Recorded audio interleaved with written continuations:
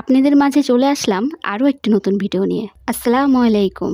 এক আপু আমার থ্রি পিসের কালেকশনগুলোর মধ্যে থেকে এই 3টি থ্রি পিস উনি পছন্দ করেন। তারপর উনি আমাকে অনুরোধ করেন যে আপু তুমি তো ড্রেস মেক করতে পারো, তাহলে আমার এই থ্রি পিস 3টাও তুমি বানিয়ে দাও, তবে একটু আর্জেন্ট বানিয়ে দিও, আমার খুব দরকার থ্রি পিসগুলো। আমি আপুর কাছ থেকে তার প্রয়োজনীয় মাপগুলো নিয়ে দুদিনের ভিতরে ওনার থ্রি পিস বানানোর কাজ শেষ করেছি। এটি বিহারি থ্রি পিস।